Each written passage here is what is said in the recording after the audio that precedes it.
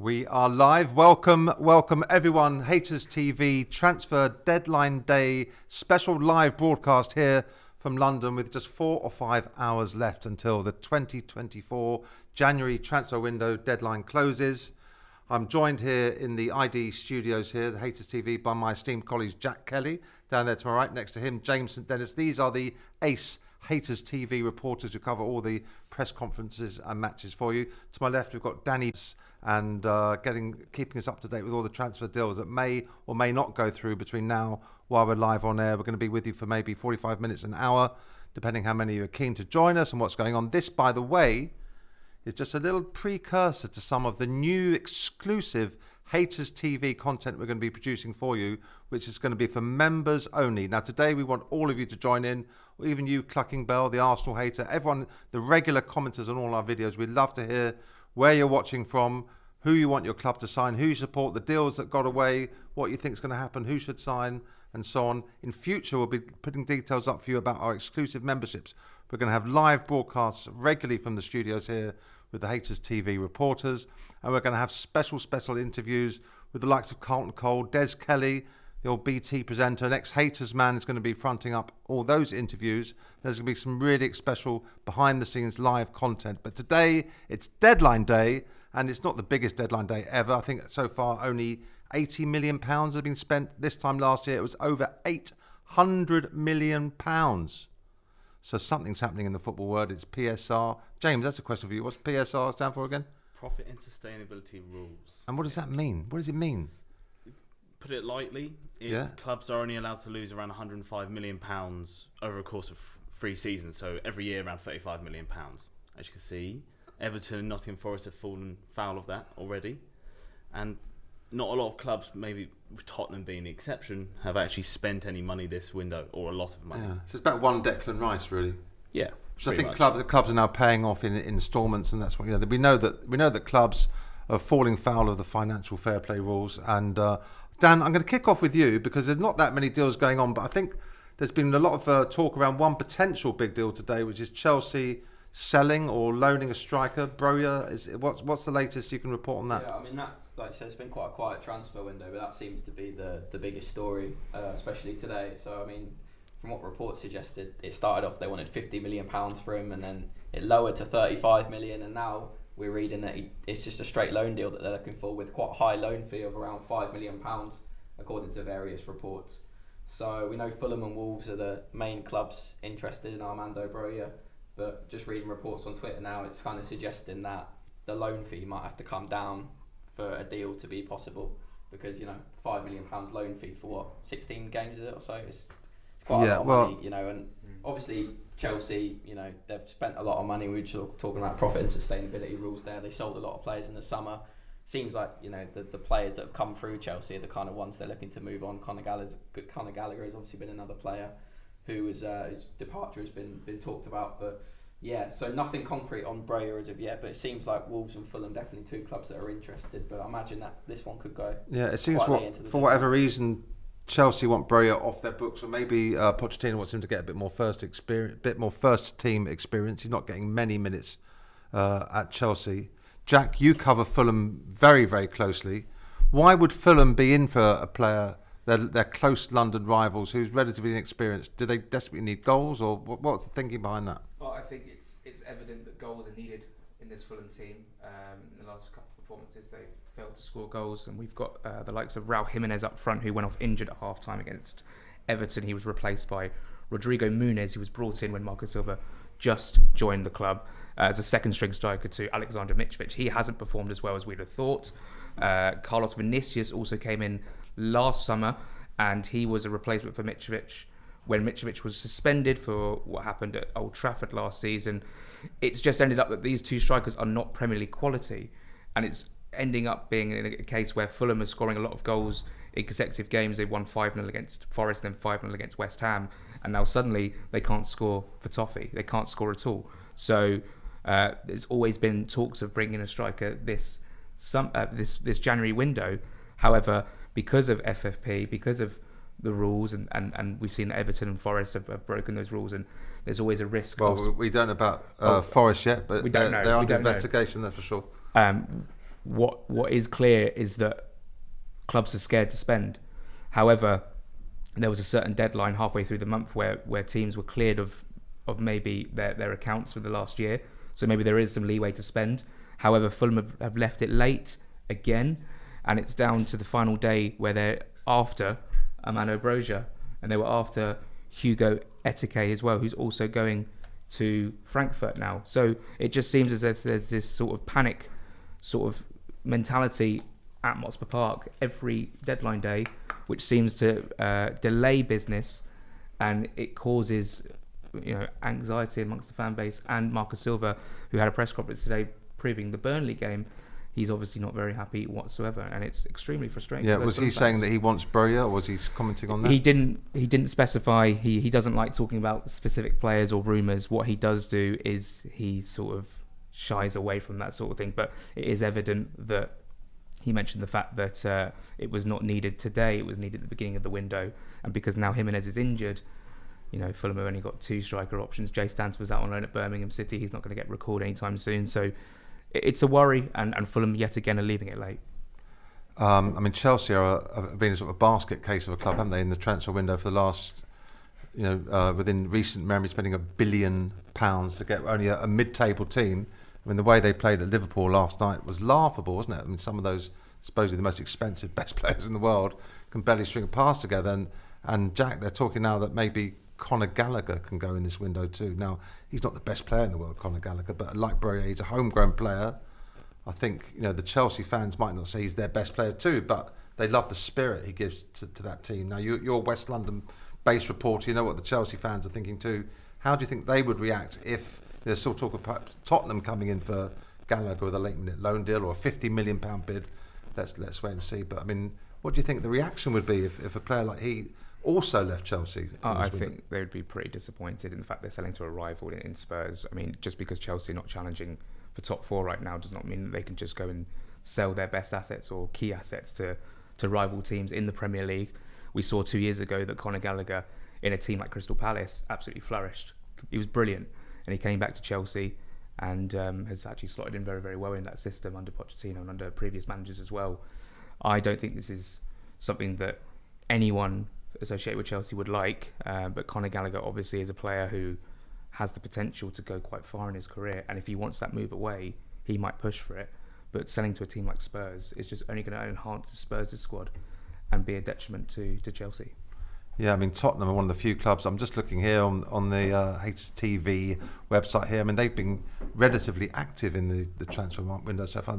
They've got Dane Scarlett and Jed Spence recalled from their loan deals. They brought in Timo Werner on loan, but a big signing, and Radu Dragusin. I'm not sure quite if that's the right pronunciation. £26.7 million from Genoa, and they've also shipped out 9 players, including big names like Perisic, Tanganga, Eric Dyer, and of course the great goalkeeper Hugo Lloris. But more importantly, we don't want to hear just us talking. We want you to get in on the chat. Let us know where you're watching us, who you support, and what you think of the transfer window. Who do you want your club to sign, if not in January, in the summer? What do you think about your manager? What do you think about the Premier League? Who's going to win the title? Anything about football. It's a deadline day special here on Hayters TV, but we're just Premier League football, even EFL. Dan, you're a big fan of the EFL, Blackpool fan.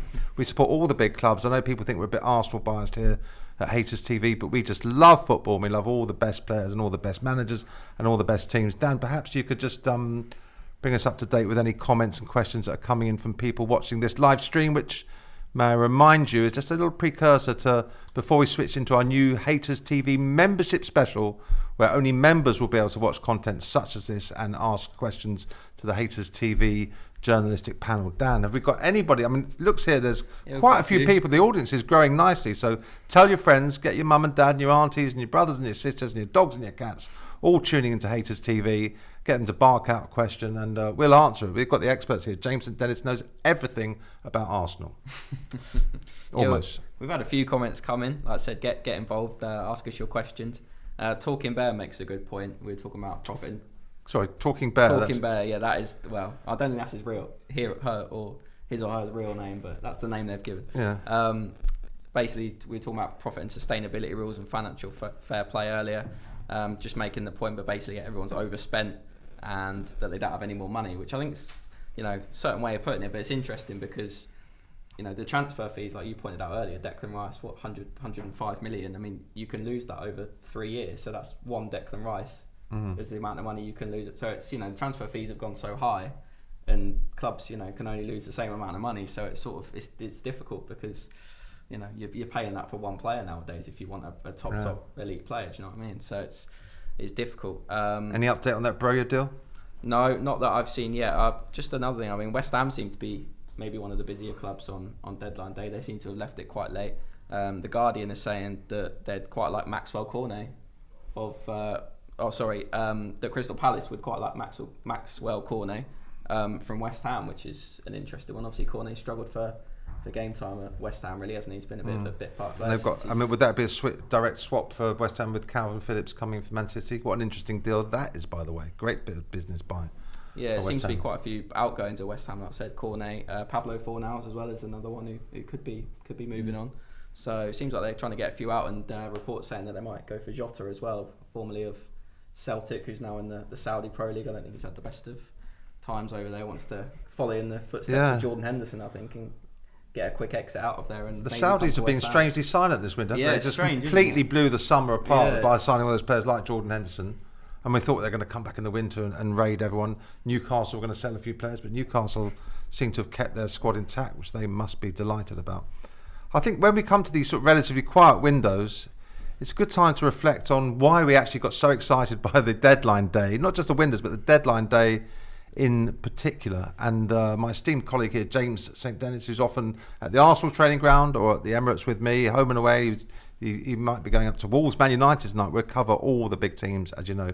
He's done a very, very good piece. I was reading this morning, James, about the 5 deadline days that we want to happen. But also, you should go and have a look at Hayters.com to catch that one up. But also a really good piece, which is said the 5 of the best January deadline day deals. Now, before you go through that and discuss some of your favourites, I just want to mention to you one of Arsenal's greatest deadline day deals. I think you've got Arshavin here, was possibly Mikel Arteta. Now, he seemed a bit of a panic buy at the time when he came in from Everton, but was that in January or summer? It was a deadline day deal, but it might have been the summer. If you're going to pull me up a bit, but I'm just let's say January. But if you know, folks, get in the chat, tell me whether I'm right or wrong, and you'll get special free membership. How about that? First one to get the correct one about Mikel Arteta's signing day gets a free Supreme Gold Standard Hayters TV membership. So I'm going to say Mikel Arteta, he won the FA Cup twice, captained the side, helped sort of cement, what was a promising Arsenal side into trophy-winning team. They weren't really going to win the league when he was there, but he also got into the skin of the team, has come back as Arsenal's manager now and has transformed the club as manager. That's just a little throw from me to you to talk about some of the great deadline day deals from the January transfer window. Well, Nick, there wasn't that many to choose from, but big ones to highlight, obviously, Luis Suarez. Oh, yeah. The controversial but brilliant Uruguayan striker. Going from Ajax to Liverpool. Reading up on Suarez quite a lot. His first season and a half at Liverpool, not the greatest, obviously marred in controversy and all that jazz. But the final 2 seasons, 2012-13, and obviously that famous 2013-14 season, 54 goals in the Premier League.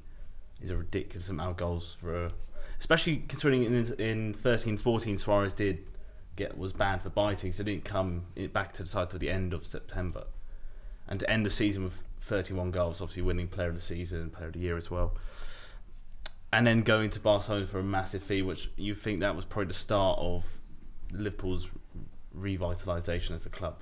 When they signed Suarez? When they sold him. The following season wasn't the greatest in it, but then a year after, Broja was sacked, and then Klopp came in, and now here we go, and Klopp announcing he's leaving, and Liverpool in such a brilliant position. Another one you might like, Nick, Andre Arshavin. Oh yeah.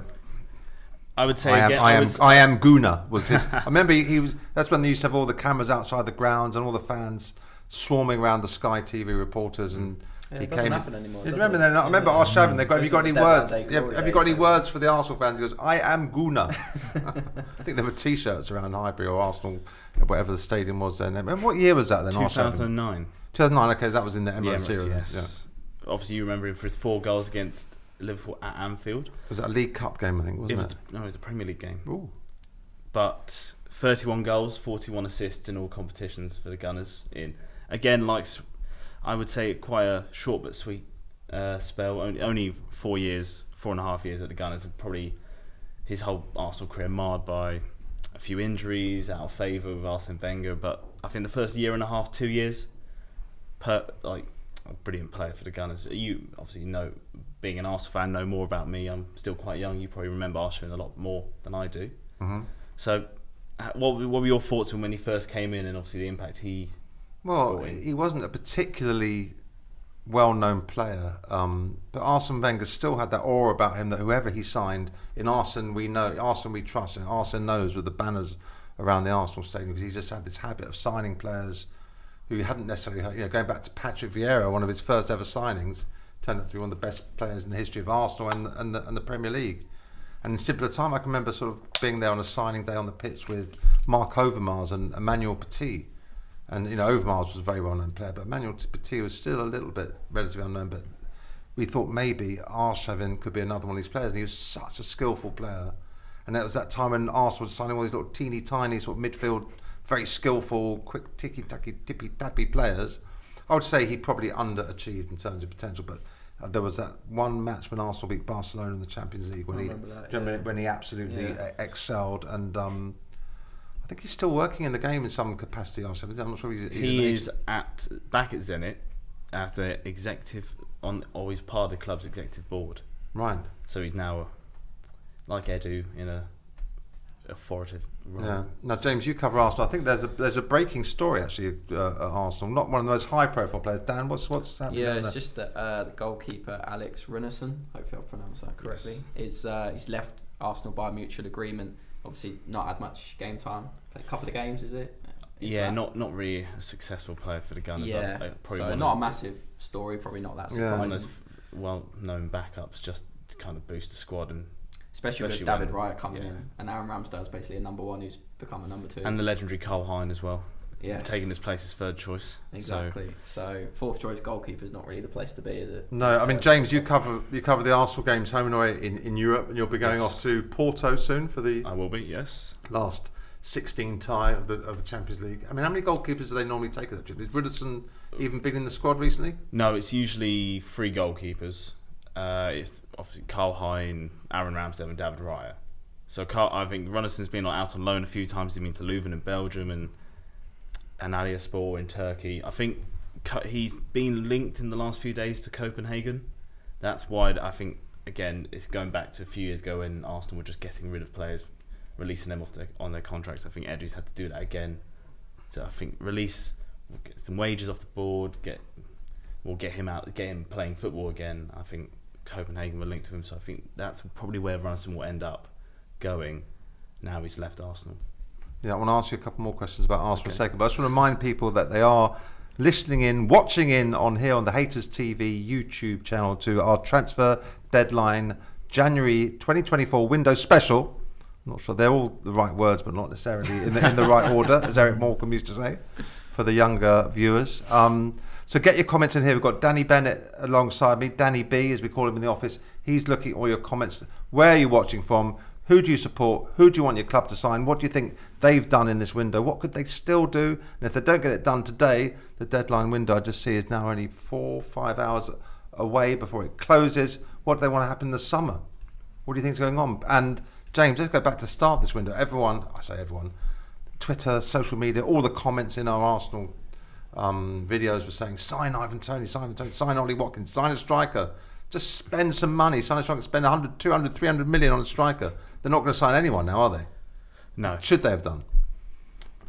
Potentially. I mean, they should have looked for a loan into just another something like Man United have done recently. Just bring a senior striker in just to kind of lessen the burden on Jesus and Eddie Nketiah. Both, Jesus especially, has been suffering a lot of injuries of late. Only just came back. Maybe just a loanee senior striker to the end of the season, just to just chuck him on in the last 10 minutes. If all else fails, so be it. I think the old-fashioned big man up top, lump it up. Exactly. Yeah, it works. But I think it may. Watford fan, by the way, in case you didn't know. But that doesn't work at Watford. Don't worry. I I think the only issue was the amount of money Arsenal spent recently.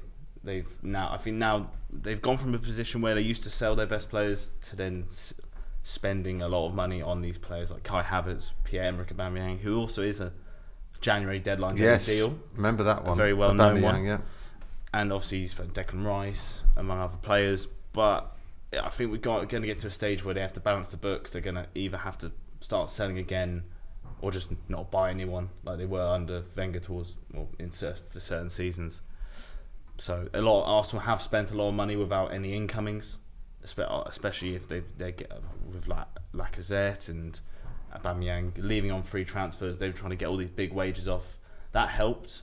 I think they should be in all right position come the summer, based on how well they do in the Champions League. I think they have to wait for that Champions League money to come rolling in, and whether Arsenal stay in the Champions League again, I think in the summer they'll be fine. But for now, I think Mikel Arteta had probably accepted it by this point now. Are you saying that they might not qualify for the Champions League? Is that what you just said?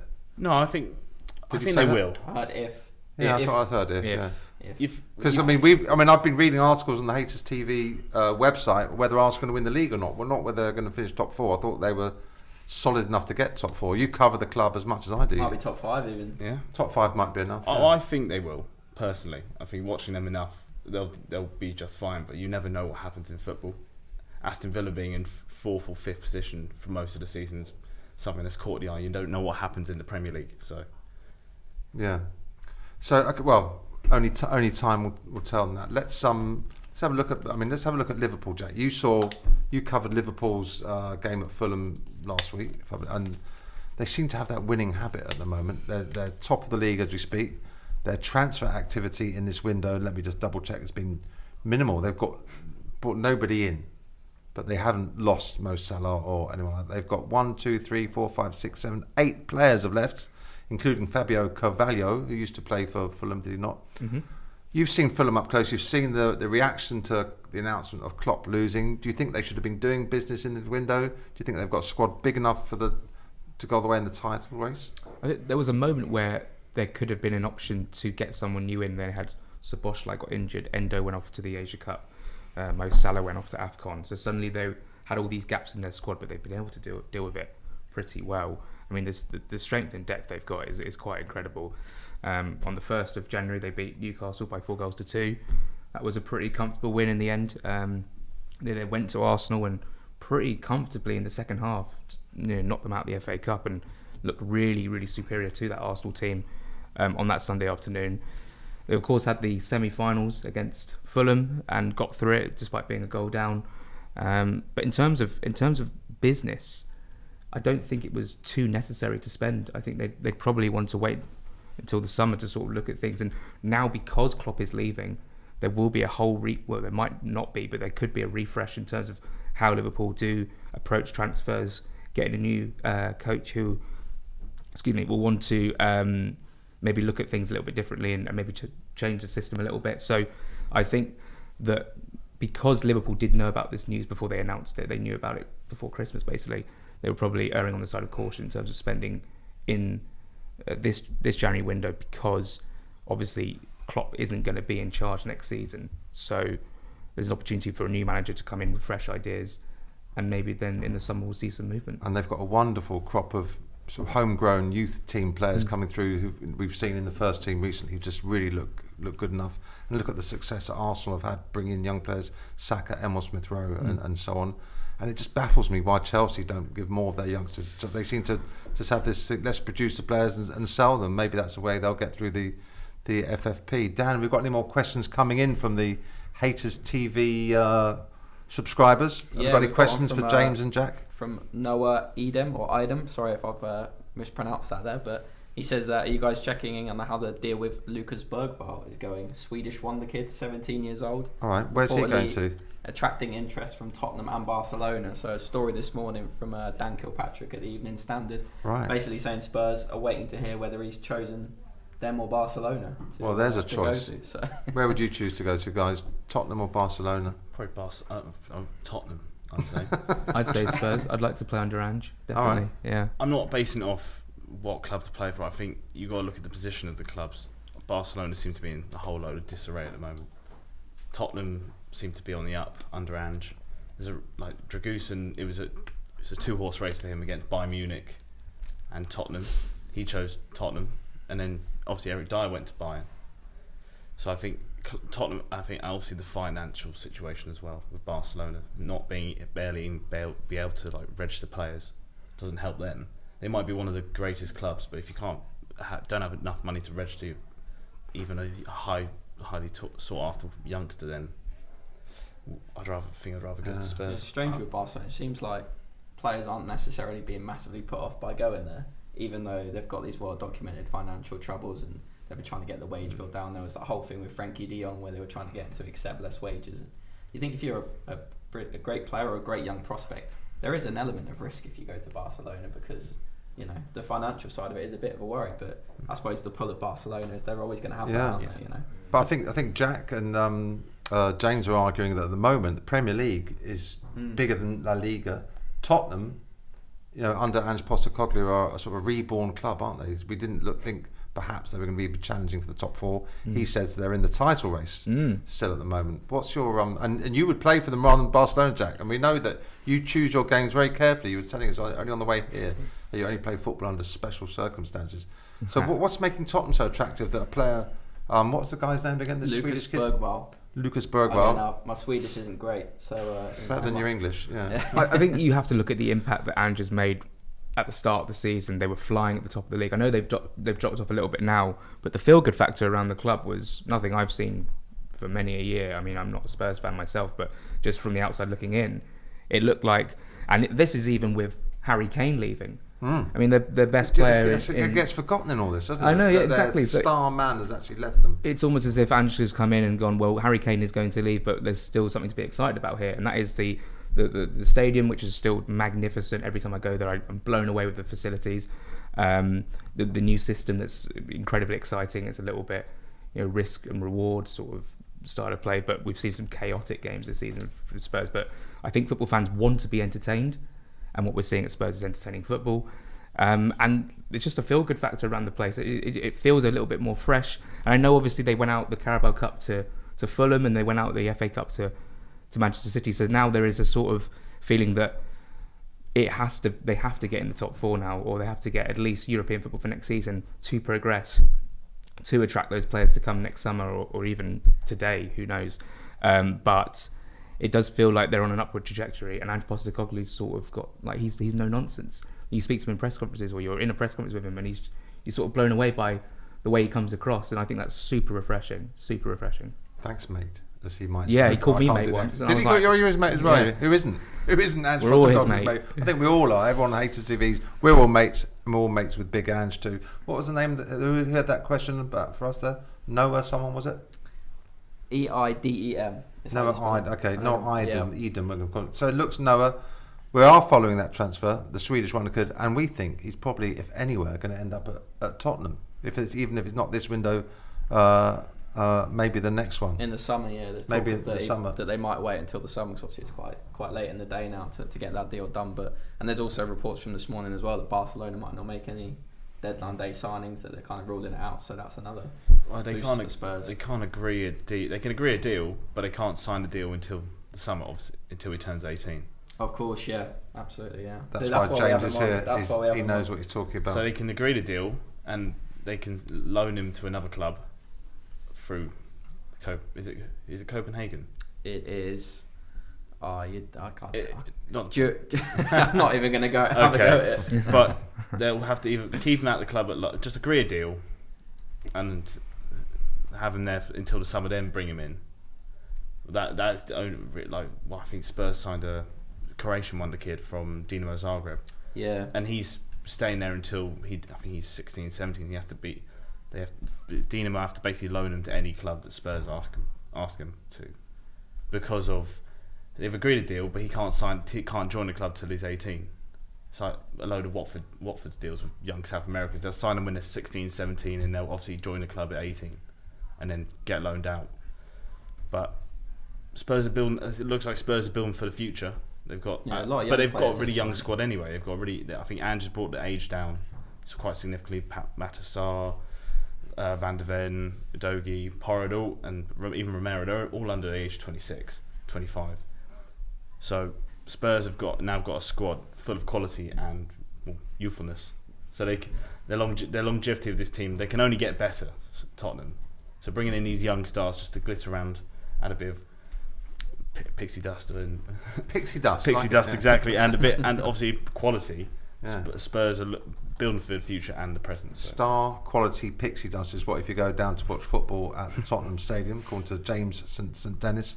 Now, if you like that sort of information and the story behind the potential signing of the Swedish wonder kid that our friend Noah, where are you watching from, Noah? Let us know where you're tuning in from, because on this special Hayters TV transfer deadline special, it's actually just a little precursor to get you to meet some of the Hayters TV team: Nick Callow, Jack Kelly, James St Dennis, Dan Bennett, because soon this is all going to become part of our new exclusive Hayters TV membership package. We're going to be doing live shows very regularly here from the studios here in London. We're going to give special interviews, Footballers' Lives, a new series with former BT sports presenter Des Kelly, interviewing some of the biggest names in football. We're going to be doing live shows from the stadiums, taking behind the scenes, getting the chance to ask the Hayters crew some questions, and some other exciting content which will be dripping out to you in the very, very near future. But also we'll be giving you special ability to ask questions above non-members, members-only polls, quizzes, competitions, prizes, you name it. It's really worth keeping an eye on the channel. And today, folks, we hit the 600,000 subscriber mark. So I think we should all give ourselves a little clap or a pat or something like that. I've been here since we had 1 subscriber, and to have 600,000 is just amazing. We are going for 1 million, by the way. So I hope you're all on the board for us. Imagine if you could be a 1 millionth subscriber. There will definitely be a prize for that, and it'll be more than a Hayters TV Cup, which actually in itself there aren't many of these. So a signed Hayters TV Cup for our 1 millionth subscriber. No, a ticket to a Premier League match for the 1 millionth, maybe 2 tickets. There we go. Making some big promises here. Well, we've already had someone's. Has anyone claimed the free membership yet? About we had some comments about it in the summer. Mikel Arteta, and that was from summer of 2011. That was from Lewis Barton. Yeah, Lewis Barton. Yes. Oh, talk about Lewis. Everyone's saying the big transfer deadline day deal today is Lewis Hamilton signing for that Italian club, Ferrari. Club. Team. Club team. Club. Sports team. When football's not delivering, Formula One you love your up, F1, don't you? I do love it indeed. Do you think we should start covering F1 on Hayters TV? We'd like to go up to cover the Grand Prix scene. Oh, that'd be great, mate. Get the old Hayters TV green mic in Lewis Hamilton's face. That would be great. Sure. I mean, of course, mate. Always. Football and F1, I'll be there. Don't worry. I mean, we're here to talk about football, but that's a hell of a. You cover the F1 scene as well, don't you? Yes. Where did that deal come from? I don't know. I think it's caught everyone off guard. I think Hamilton signed only 5 months ago. Signed a deal until 2025. All right. And obviously the Mercedes car's not been great for the last 2 years. Red Bull being the dominant car. Ferrari have been probably Mercedes' closest rivals for the last 2 seasons. And as Sebastian Vettel, an ex-Ferrari and ex-Red Bull world champion, once said, everyone's a Ferrari fan. They are the most historic team in the whole of the It's been like Real Madrid, isn't it? Or Barcelona. Yeah, so it's the pool of a legendary team. Yeah. Well, do you know my car's not running? Regardless if you're at the best team, you're always going to want to go to that team. It's so legendary. They are one of the greatest car manufacturers in the world and one of the greatest racing teams. Yeah. So for a 7-time world champion, I've been one of the greatest drivers of all time. Yeah. Wanted to probably end his career at Ferrari. It's a big compliment to them, but it's a shame for Mercedes. And well, my car's not running too well at the moment. I've just signed a new deal to keep it on the road with the MOT and tax for another year. Does that mean in 2025 I can get a Ferrari?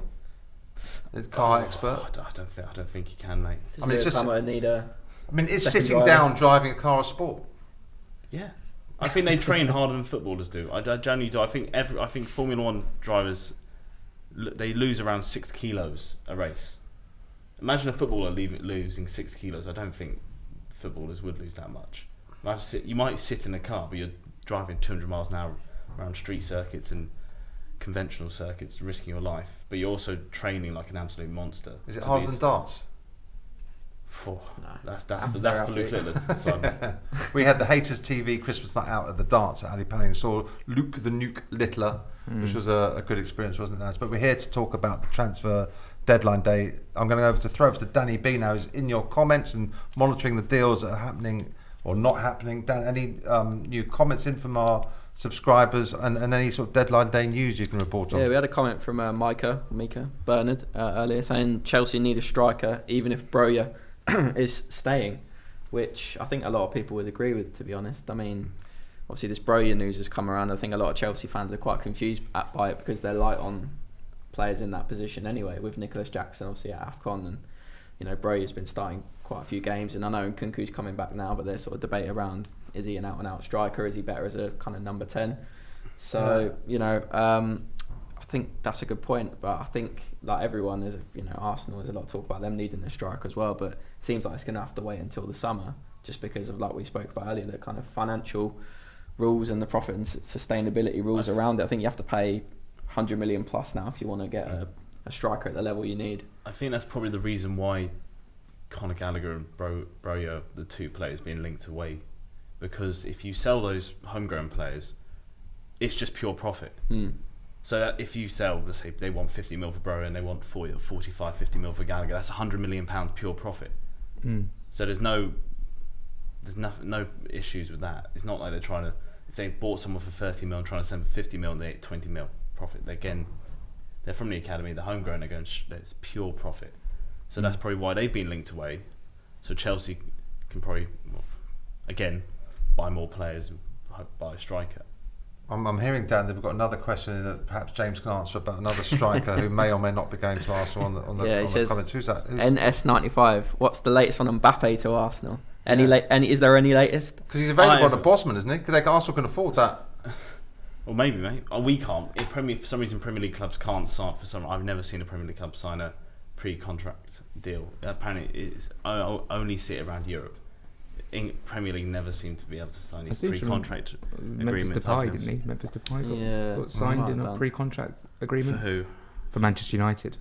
Yeah, but it's not pre-contract because you can agree deals in advance. It's just It's when you enter the last 6 months, and you sign the deal ahead of becoming a free transfer. Not many if any Premier League clubs have ever done that in my lifetime. Should we take that Mbappe will not be signing for Arsenal before? Well, someone asked Mikel Arteta in the summer about in pre-season. Well, and I thought it was a ridiculous question to ask because I thought there's no way. No disrespect to Arsenal, but Kylian Mbappe, you would probably tout him to go somewhere like Real Madrid.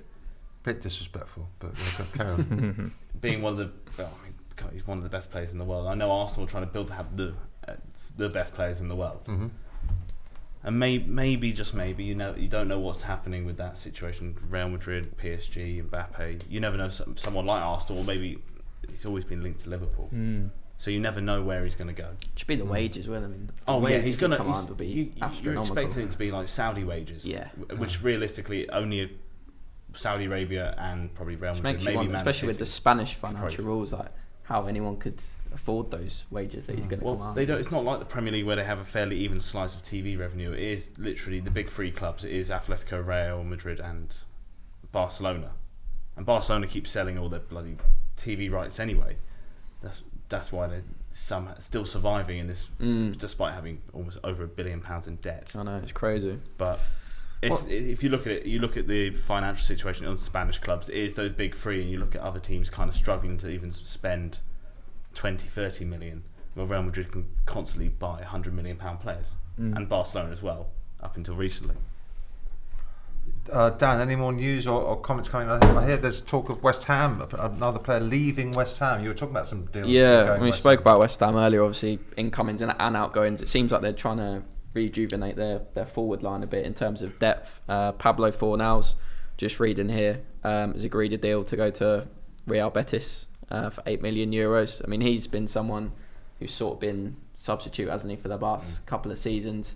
When he first joined, he was sort of more involved in the first team picture, but he's been very much an impact sub, so it looks like he's going to go. But yeah, I think West Ham seem to have left it quite late and seem to want to do quite a lot of business on the deadline. I think the likes of Fornals, Cornet, those attacking wide players, attacking midfielders, moving on and then trying to get a Jota or someone else in, to kind of refresh their forward line seems to be the aim for them today. So, like I said, not too much going on, but it does seem like West Ham could be one that do some business.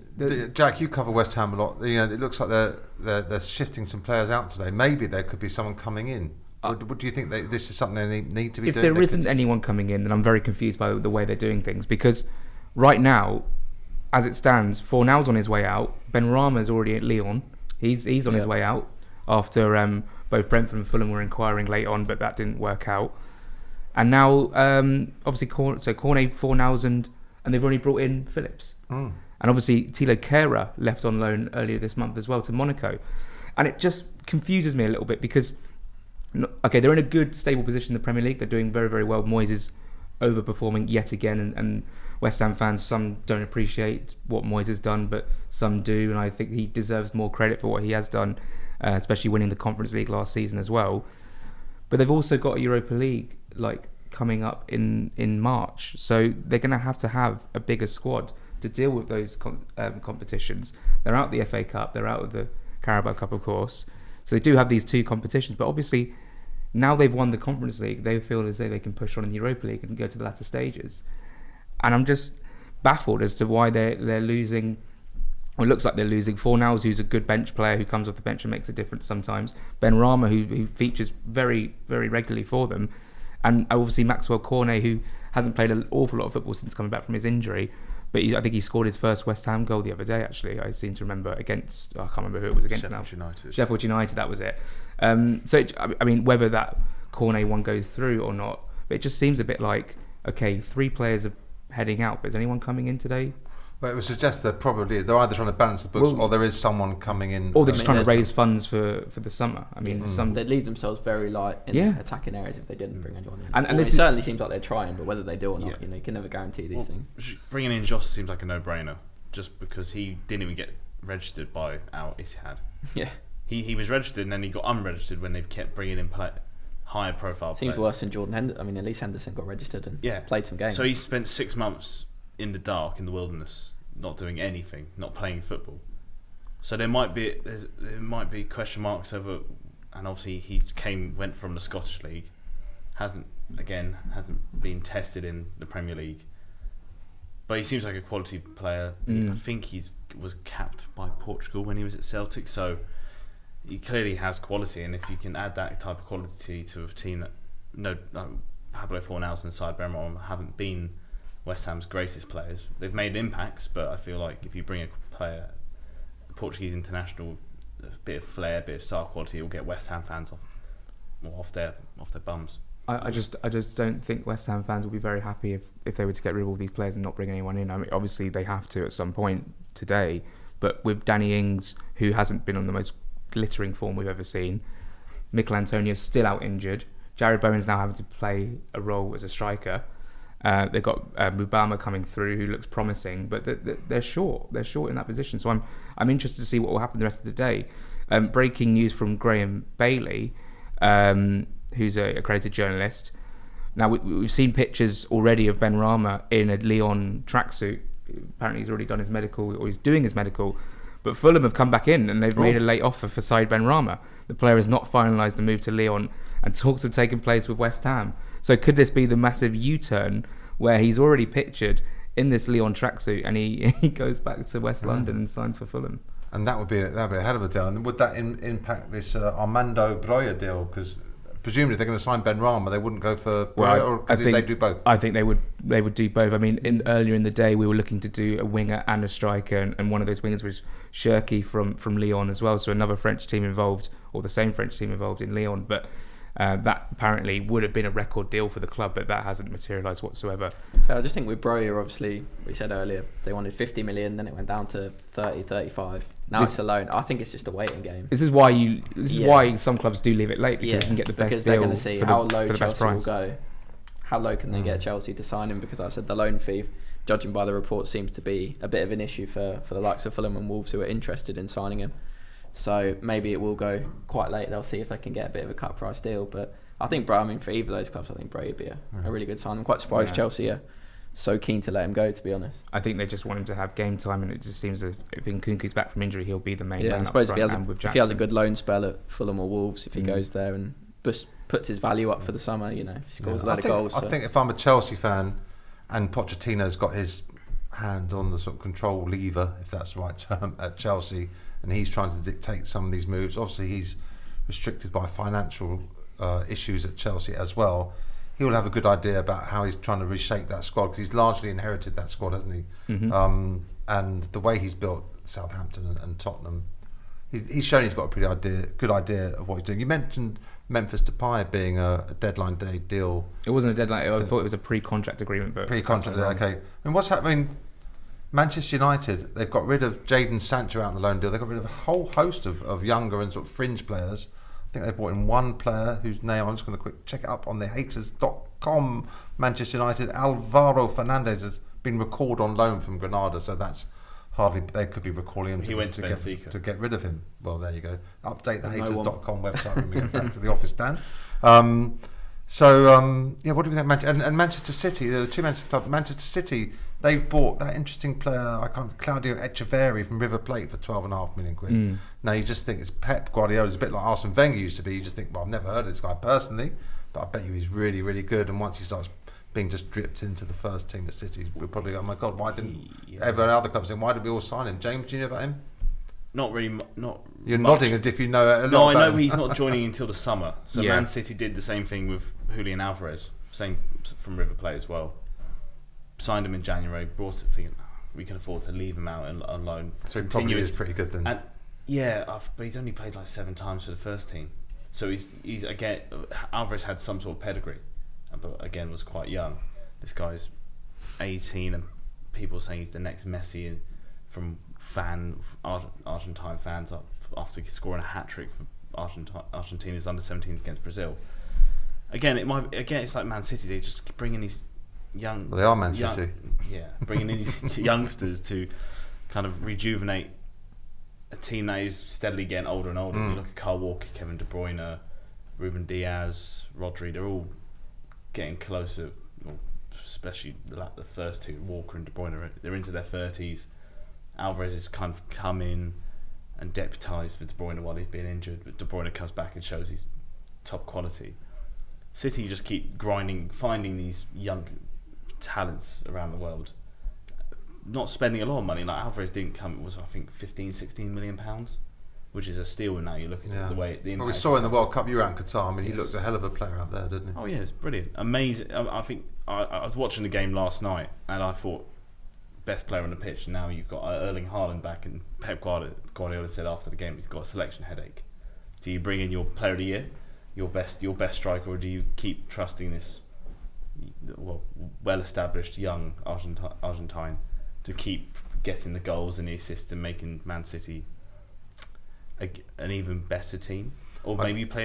I'm going to come back to you on City and you, Jack. I want to get your thoughts on the title race as we get towards the sort of the latter stage of the season already. But just to remind everyone tuning in here on the Hayters TV Transfer Deadline Special, we want to know where you're watching from, who your favourite team is, who you want your club to sign, who you don't want your club to sign, who do you want your club to sell. And remember that this sort of content is soon becoming for members only. We're launching the new Hayters TV membership scheme, where you'll be getting exclusive video content like this from the studio, where we discuss about all things football. Today it's deadline day and the whole Premier League scene, and we've got special interviews coming up. Des Kelly's being interviewed, a new series called Footballers' Lives. We've got Carlton Cole coming up, some great stories. He's got some great stories about the West Ham transfer window there, and some really funny stuff, and some other leading names from the world of football. We'll be taking you behind the scenes at the football stadiums, the training grounds, and that'll be for members only. So take this opportunity today to ask them some questions. Let us know what you'll know about the Hayters TV team, who your team should be buying or selling,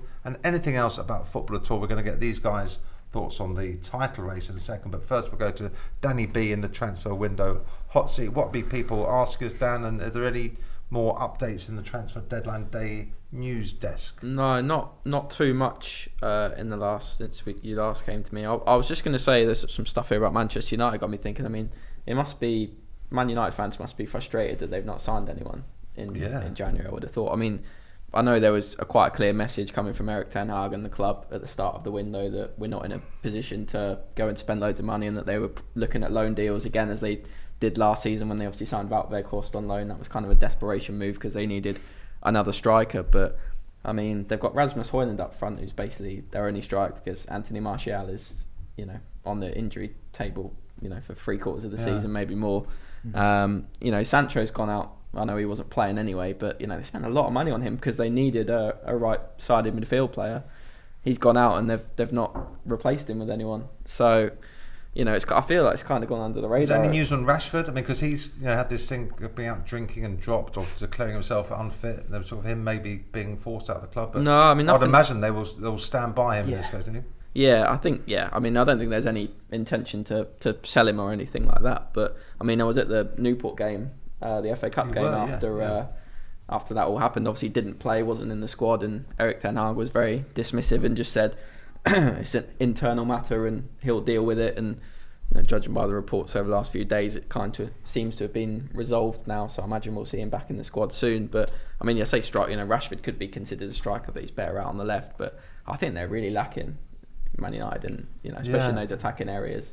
Can I just ask you? Sorry to interrupt. I'll ask you about that Newport. I mean, people often come in onto the comments on our press conferences on Hayters TV and say, "How do you get your videos? Where do you do it?" But these are the guys who go out to the games in the field with the cameras, with the microphones. They set them up, and often we're in these lovely Premier League grounds with lovely food and set up the seats. And it's all nice and warm and cosy. We get fed well. We get the best seat at the ground to watch the best football in the world. But imagine, Dan. Well, actually, it's not really warm and cosy. You're still sitting out in the stands where it's freezing cold. But imagine going to Newport in the FA Cup. I was going to say, you weren't talking about Newport there, were you? No, I was going to ask you, what's it like going to cover Newport against Man United, where you got this incredible attention? And what's the capacity at Newport, man? I'm not sure. I think there was about 6,000-7,000 there. And that was sold out? Yeah. They've got like a temporary stand behind one of the goals where it's just sort of like, I don't know if it's there all the time or Lego or something. Maybe, yeah. So there was that as well. But yeah, it wasn't. I was just in the stand with every all of the crowd. It was quite interesting. It's also had my big tripod and everything. I was trying to manoeuvre my way in. So you had your tripod on your lap in the crowd. Yeah, I had it below like that and trying to sit in an awkward position. And yeah, it wasn't the easiest one I've done, but it was good though. It was real good cup tie. Did they feed you? No. Did you take some I don't want to trash Newport. I had a great day. I don't want to trash Newport here too much, but no, it was It's a relatively new thing. You guys are lucky. I mean, it's a relatively new thing in sort of football coverage that you do get so well looked after. But all this money, some of it goes to accommodating the press and the media. And go to a match like Arsenal Liverpool, which James and I are covering this weekend. There'll be over 100 accredited journalists. Well, I was speaking to the UK guy around the world, and all of them are going to have to be fed and seated and teas and coffees and Lord knows what else. But I was speaking to the guy at Newport, and he just said, we're not prepared for this. We've never really had anything like this. Manchester United, obviously the interest they gather, there's just been nothing like that at Newport. So they always bring an army, Man United. Yeah. Every Man United game you go to that when they're playing away, never seen an army of journalists like the way Man United draw them in. Oh, what, club media or just people who cover the club? No, just media that cover the club. Yeah, I mean, let's face such it. A big story, it's the big, whatever people say. Man United might be, languishing outside the top four, but they are still the biggest club in the Premier League, probably the biggest club in England, and it's probably, you're looking at them in Real Madrid in terms of global interests and fan bases, and that's what they're one of the clubs that we love to cover. Well, hey, what's your favourite club to cover, James? I know you mainly do Arsenal, but if you're going around the country, what's the favourite ground you've been to work at, or even in Europe covering Arsenal? That's a good one. And Munich. And the World Cup and Bayern Munich. Bayern Munich, yeah, great. It's an amazing stadium. I mean, besides the fact they give you beer after the game, they give you in the press box, they have a little beer funnel. But apart from that, didn't have that at Newport. No, but I think they've got. I mean, you're well catered. There's plenty of space in the mix zone. The press room's huge, loads of seating, and obviously the stadium itself is just an amazing. It was great to go up, cover Man City when they went over there and good atmosphere, battered them. Yeah, I mean the City fans were.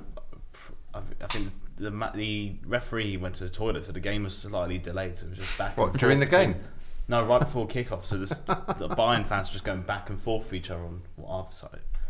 It was great. Right, okay, that's good.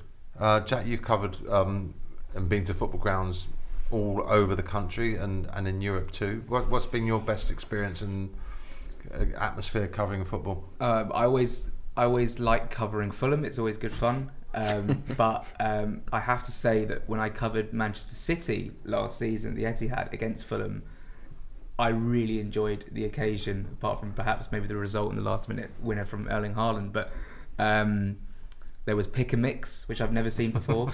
Not only did you get like like usually when you go to a game, Fulham put on some sweets actually. Yeah, exactly. last time I Fulham was do, but you literally got a bag and you could pick from so many sweets and chocolate, and I loved that. That was good fun. The press box is nice as well. Good view of the pitch and normally an okay atmosphere at the Etihad. Yeah. But I have to say, and I know the view's not brilliant inside the press box, but I always love covering Crystal Palace. I just love the atmosphere that they generate because you're right next to the Homesdale, and usually for a night game they really get up for it, or any home game, Palace are usually up for it. And I really enjoy covering Palace, and also West Ham as well. West Ham's great fun. Yeah, Crystal Palace under the lights is quite a special stadium. We'll have to, in a future edition of one of these chats here on the Hayters TV in membership section, which is being launched soon, we'll have my great colleague Jerry Cox on, and he can tell you all about the night he covered Palace where they played Man United, and Eric Cantona launched that famous kung fu kick into the stands. That was probably before you guys were watching the Premier League, was it? Or born, blimey. Yeah. There you go. So, What year was that? I don't know. Was that 95? Yeah, it was something like that. Jerry's actually here in the background in the studio. What year was it, Jerry?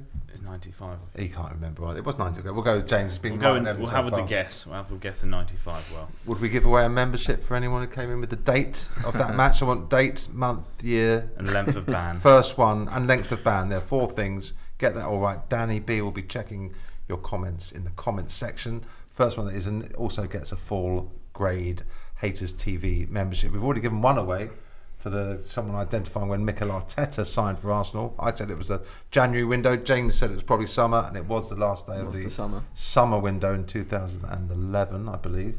Free membership for me. Dan, any more comments and questions from the Hayters TV subscribers? Then we're going to get your title predictions, guys, after that. Noah's been in touch again. Noah? Yeah. He's friend in Sweden? He is Swedish. Is he in Sweden? He is in Sweden, yes. Finspang. I've probably absolutely butchered. Sorry if you. I didn't anticipate. Finspang. Yeah, I didn't anticipate him to talk so much Swedish when I came. Oh, this wasn't what I signed up for. Talking Swedish. We're internationally. Yeah, he's talking about Lucas Bergvall again. Apparently, there's another English club that could be interested in him as well, according to reports. So I don't know if Tottenham might face a bit of a competition there. Does he know who they're going to? No, he's asking who it could be. So I'm not sure if the reports have. Well, I'll tell you what, Dan. While we get Jack and James, which sounds like a little show in itself, maybe that's a little spin-off show. We could get the Jack and James show, the JJ show. Bearing in mind what's been happening in the transfer deadline, or lack of activity in the transfer deadline, we haven't seen City, Liverpool, or Arsenal particularly strengthening. I would argue that City have had the best window in that they've got Kevin De Bruyne back and Erling Haaland back. I mean, I know they only played Burnley last night, but they blew them away. And when those two are on song, they're almost an unplayable team if their defence is locked up tight too. I can't see personally beyond City defending the title again, although Liverpool seem to have incredible momentum. And the narrative if they don't lose at Arsenal are going to be sort of just playing catch up really desperately. That's just my take on it. And after 1,000 years of covering this football, you've both seen all of these teams recently, firsthand and on TV. Jack, how do you think, as we come to the end of the transfer deadline, just 5 hours now, I think, before the deadline shuts, it could be some amazing signings, but we're predicting from our reporters in here and around the country who cover the teams for us that we're getting nothing in here saying there's going to be a big £100 million move. Harry Kane coming back from Bayern to Arsenal, which I can say is not happening. James has said that Mbappe is not going to Arsenal either, so it's a big exclusive there. So that's a James and Dennis exclusive. Jack, sorry, I do rabbit on sometimes. Title race: City, Liverpool, Arsenal, Tottenham. Well, you have to include Tottenham, I think. There's some interesting narratives around all these teams in the top 4. You've got Liverpool, who of course Jurgen Klopp's leaving. So what an incentive that is to go out, and not only that, they're in 4 different competitions right now. So they're not only going for the Premier League, they've got the Carabao Cup final, they're still in the FA Cup, and they're still in the Europa League. Manchester City are chasing a 4th consecutive title, which would be a record in the Premier League era. And obviously they've now got a game in hand. They've still got to play Brentford twice, so they've got a game in hand. So that doesn't necessarily mean that Liverpool have got a healthy lead at the top of the table. It's only 5 points, which can be cut down to 2 if City were to beat Brentford, who right now are in a bit of trouble down in 15th. Arsenal, of course, the redemption arc from last season where they got very, very close and ended up missing out. So there's an incentive there to go on and do one better to win the title. And then you've got Spurs, who are just 3 points behind Arsenal. under Ange Postecoglou, a completely new sort of era of Tottenham, and there is an opportunity there if teams above them were to drop points. Can you talk about Aston Villa? I was concerned with their performance against Newcastle the other night. It was the first time they've lost since they lost to Arsenal last season, that 4-2 game, chaotic game where I think Jorginho scored, and it was an own goal from Martinez, formerly of Arsenal, came off his back. Yeah, I would say Villa. I wouldn't include Villa in the title race personally, from what I've seen. No, of course, but in terms of top four, they're definitely absolutely in with a shout, which would be a huge surprise. But in terms of the title, let's get back to the title. I think Liverpool look good, but I cannot look beyond City right now. Like City with Haaland, with De Bruyne, Doku will come back at some point. Foden, Alvarez off the bench, like that is a serious squad. Rodri always pitches in with goals as well. James, if Liverpool either beat or don't lose to Arsenal on Sunday, is that Arsenal out of the race? Is that become a two-team race between Liverpool and City, or are Tottenham still there with no FA Cup, European League Cup distractions? They can just come through. Players coming back to fitness, coming back from AFCON and the Asian Cup with Sonny. You need to look at it. A lot of questions there, sorry. Yeah. You need to look at it. I would say it's a must-win game for both Arsenal and Liverpool on Sunday. More for Arsenal than Liverpool, because but you wouldn't want. I don't think Liverpool want to drop any points, but knowing how Man City usually do an end of season hot streak, any points they drop, City are going to jump on them like just blow them away. So I think Arsenal need to win to stay in the title race, but I feel like Tottenham and Villa I think are going to be battling for the top four. I think the top three is going to be neck and neck right to the end. Pep Guardiola said yesterday that if they drop points, Arsenal and Liverpool are just going to jump on them. So, but personally, do you think he means that, or do you think he's just trying to keep his players on their toes? I think he's keeping them on their toes. I think they've already lost 3 times this season. They've been a bit. City. They've been a bit sloppy this season compared to last year.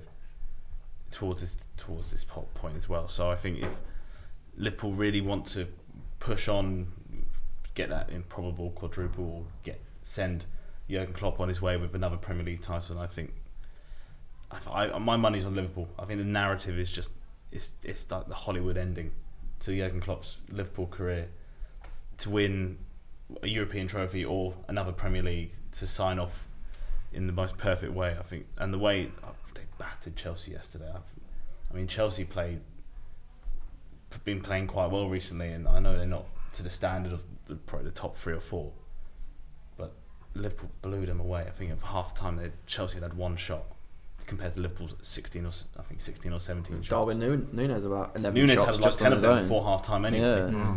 So I think my money's on Liverpool to just beat. I think Arsenal will probably finish third at this point. Yeah, I wouldn't disagree. Well, I would disagree, because I think I said that City win, but there is a sense of momentum, isn't there, Dan, about Liverpool at the moment, and this Klopp factor, he's really got them going. Whilst here, we can get you away from the comments and the news desk, because we know you cover all the teams closely too. Where do you sit on this title race debate? Yeah, I think I'm with Jack. I think it's hard to look past Man City with Haaland back, with De Bruyne back. I think they're just so strong at this time of year as it gets closer to the season, like we saw last season. Sorry to bring it up again. No, don't. I just love football, mate. Yeah, bring it on. So I think they'll do that again, to be honest. I know Liverpool have got the edge at this time, but I think it'll be close. I think I really like this Liverpool team. I'm surprised, I think, by like a lot of people, just how well they've done. I think if you'd have asked most people at the start of the season, they probably would have said top 4, top 4 contenders. But the way they've done so far to mount a title challenge, I think deserves enormous credit. And I do think there's been this argument about, will the Klopp news play into their hands, or will it have the opposite effect? But I actually think it'll give them a bit of a motivation to go and win the title in the last season that Klopp's at Liverpool. So, but I'm still giving the edge to Manchester City, I think, at this moment in time. I'll tell you what, Dan, we've been going for about an hour now, so thanks to all the hundreds, thousands, millions of you have all been tuning in and watching secretly on your VPNs or openly. You're all subscribers to the Hayters TV channel, one of the 600,000 people who we just hit that number today who have subscribed to Hayters TV. We want to hit 1 million, and after this show today, very, very soon, we're going to be launching the HaytersTV membership plan. What I can say, Dan, Are you able to hit that plus button there and start a quick poll as to who they think is going to win the title race? And we can have really, really super quick poll. And the 10th person who votes on that will get a free membership to Hayters TV. Access all areas membership. I'm saying Man City. You're saying Manchester City. He's saying Manchester City. You're saying Lee's saying Liverpool. But what do you guys think? We probably should have asked this question earlier. Mm-hmm. But James. Yes. On a note, we're talking about West Ham's dealings and Maxwell Cornet being linked to Palace. Do you think West Ham have won the window? You know, there's just that bizarre phrase which I don't like particularly. Won the window. No, I don't. Who's won the window? Probably Spurs at this point, because they're the only ones who have really strengthened their squad. But I mean, if the deals all fall into place today, then potentially even Crystal Palace could maybe win the window, just for the fact they're about to sign Adam Wharton from Blackburn for £22 million, which is a pretty. Who are signing him from where? Crystal Palace. Signing this young hot shoe from Blackburn, £22 million, 19-year-old midfielder. He must be good for coming from. He is probably one of the Championship's better players. And then if they get Maxwell Cornet, that adds depth on the wings with Michael Elise and Eze, and obviously Wilfried Zaha leaving last summer. The poll is live, folks. I can just see it on my laptop. The poll is live. Get voting quickly. Get that free Hayters TV membership if you're the 10th person who votes. If you're the 100th, you get 2 years free. Forest is still spending. Nottingham Forest, despite their transfer wrongdoings and financial mismanagement, are signing another goalkeeper. Matt Sells. Oh yeah, is coming up from Strasbourg. Sells or buys? Sells for £5 million from Strasbourg. Well, I saw Forest the other night. They do need a new goalkeeper. That's they just need, I think, or any goalkeeper. I mean, it's good that they got Taiwo Awoniyi back. He's a good player. He's a brilliant player. Mm-hmm. I think he's still their top goal scorer. If they can get him and Anthony Elanga working up front again, then I think Forest have a chance to stay up. While people are voting on the poll, I see we've got some comment coming in from a Liverpool fan there as well.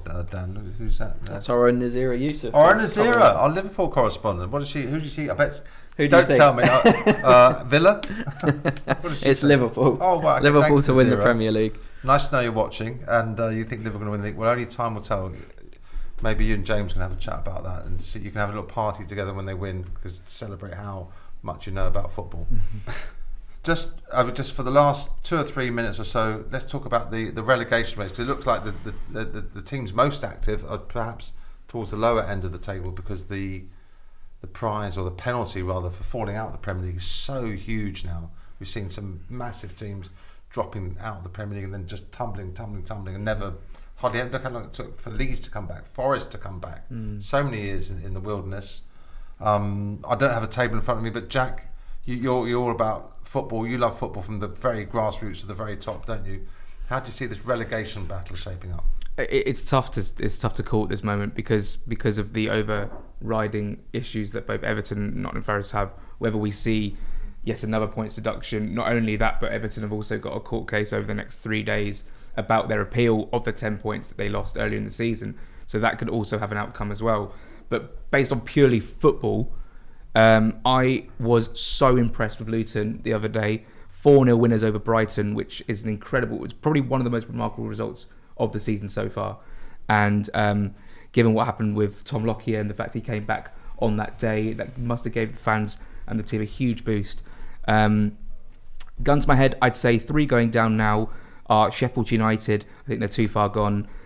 Burnley, I think it hasn't worked. And this is not bias. I'm going to say Brentford.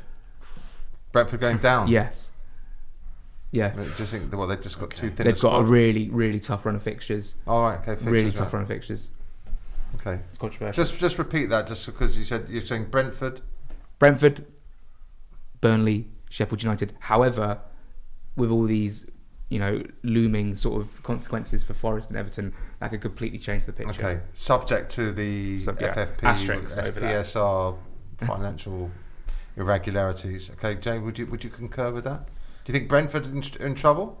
I mean, they looked like they were going to get a result at Tottenham last night, and then they got blown away, didn't they? Yeah, I do think they are in trouble. I think there's always one team that drops. I know it's a bit of a cliche, but there's always said. I thought Palace were going to drop, but they keep when Roy's under pressure, they just grind out a result. And Sheffield United, I think, are done for. But Benrahma and Broja was a smart bit of business. He's already scored 3 goals in 3 games, 2 in the league. So I think if they keep him fit, they might have. But I think they might have a chance. But I think that they've only got 10 points. They're already 9 points off Luton. I mean, look at Sheffield. They've got minus 35 goal difference. That tells you everything. The lowest scorers in the league. They've conceded the most. I think if there is a team that deserves to go down, it is Sheffield United, just based on that. And they've lost 16 times. Burnley, I'm sorry to say, I think they'll go down. But I really like the project that Vincent Kompany's got. I think it wasn't the smartest move to bring all these young players in, but I think they're getting a year of Premier League experience. Even Kompany said that he needs legs. These young players will have the legs rather than experienced players. I think that if you want to suit Kompany's system, you want to get, especially in this league where it's just high octane football, just running. You need young players to have the legs to be able to last the 90 minutes without just dropping to their knees, knackered after 60 minutes. And I think they'll go down, but I feel like they'll come straight back up, because if they keep the main core of that squad and all the young talented players they have, then I think they'll be straight back up. Everton, I'm surprised they haven't signed anyone. I know obviously that the cloud of the FFP hangs over them, but they haven't. They look like they were climbing out of it a couple of weeks ago, didn't they? Now they're back in the relegation zone. They can't score goals. I don't know what's wrong with them. They've only scored 24 goals. That's the 3rd lowest in the league. Luton have scored 28 for a team that everyone thought would go straight down. I think as much by rivalries aside, I think Luton staying up will be a miracle job. And if Rob Edwards doesn't get snapped up by a bigger club within the next year and a half, 2 years, I'll be very surprised. I think like Jack said, the unity with Tom Lockyer, and I just think the way they play, just the way Rob Edwards plays for Luton, just suits Luton. And again, they're running for each other. So are you saying the bottom 3 stays as it is? Yeah. Sheffield United, Burnley and Everton. See you later. Unless Everton get that FFP charge overturned, which I don't think they will. I think that's just. I think Brentford and Forest will just survive, and I think Luton will probably take. You love a relegation battle, Dan. Oh yeah. I mean, seen your team go down a few times and up, but I mean, it's hard to argue against any of that. I'm not sure. I mean, Brentford are only a win or 2 above the drop zone, but I would personally think that's a little bit too strong. But to me, it's any 3 of those bottom 5: Forest, Luton, Everton, Burnley, and Sheffield United. What's your take on the relegation? Yeah, I'd like Luton to stay up, but I do think they might still just go down. I think if Everton avoid another points deduction, I think they've got enough to stay up, even though they are in the relegation zone at the moment. So I think it might be the promoted 3. Yeah, I mean, Luton have bought 3 players in, I've seen in this window. So, I mean, they're obviously giving it a go. Yeah, I mean, if they're like loans and undisclosed fees, but nothing major, they're giving it a go. I was going to say, we've had some bit breaking news as well about Armando Broja, the one we started. Oh, mind you, that's how we started. Right, this maybe finish on a bit of Broja. To finish on this. David Ornstein from The Athletic is saying that the formula is close to being agreed for him to leave, and then it's up to him whether he chooses Fulham or Wolves. Apparently AC Milan are also interested, but due to financial constraints they couldn't do it. So it looks like Chelsea are close to arranging the deal for him to leave, loan fee, wages, contribution, that sort of thing. And then it's up to him to decide Fulham or Wolves. So big decision for him. I love the way you brought that round down. We started talking about Armando Broja being one timely, of the big deals. 3 minutes ago. And then Jack told us how Benrahma might be leaving West Ham, with Fulham nipping in to get that deal when he was originally going to Lyon. He'd been in a Lyon tracksuit. Mind when Paul Ince was pictured in the Man United shirt when he was still at West Ham. He ended up going to Man United. But so many of these weird and wonderful tales you get on deadline day. Broja, it looks like he's now going to be going for sure, from what David Ornstein's saying. David Ornstein, of course, started out doing work experience here at Hayters TV. We didn't even have a YouTube channel, I don't think, when David was with us. And if we did, we can sure he would be in here talking with us today. He will definitely be coming back on to talk to you, the Hayters TV subscribers. And remember, Dak, got some news? Miguel Delaney, Broja going to Fulham for $750k loan fee. I'm told there are conditions on fee dependent on playing a certain number of games. Wow! So we've managed to haggle that down from 5 million to 750k. This is what I mean. Just while we've been on there. Yeah. Tony Khan wheeling and dealing on deadline day yet again. Yeah. We love to see it. Do you think we get? Well, I just want to say one of the reasons of starting up the membership scheme is just not only because we can give you some special exclusive sort of content, but it's not a cheap business covering these football matches all around the world for you. We've got these guys, don't come cheap. These are some of the best young football journalists in the game, and all the equipment we need to do to it. So all we will do with this membership money we get is we'll get better cameras, we'll get the microphones you want so you can all hear all the managers answering the questions. We'll just raise our game every single week of the season, and even the close season. We're going to be out in the Euros covering England and all the other countries there trying to win Euro 2024. That doesn't come cheap too. We are the guys on the scenes, behind the scenes, with the cameras, asking the questions, getting the chat. We're going to Jack, thanks very much for joining us on this inaugural Transfer Deadline Day live Hayters TV special. James and to you too. And Dan, I'm going to sign off with you. The poll, how's the poll going? We've got a winner for membership. Did we even get 10 votes, I wonder? We have 39 votes. 39. We'll keep the poll running. Liverpool are currently out in front. Liverpool, what's the percentage breakdown of that? It's 36, Arsenal 33, Manchester City 26, and I've put Spurs in there as well just for Jerry. And it's 5%. Well, maybe they're part, maybe they know more than the 36% Liverpool fans. It could be just Nazira. It could be just Nazira and her mates up there just going, vote. Which are more than entitled to do. The more, the merrier on Hayters TV.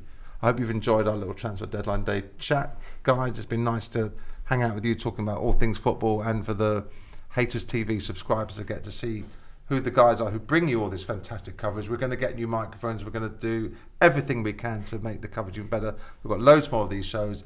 When you join our Hayters TV membership, keep an eye on the page and the community and the membership section for how you can join us. And thanks very much. We'll catch up with you very, very soon.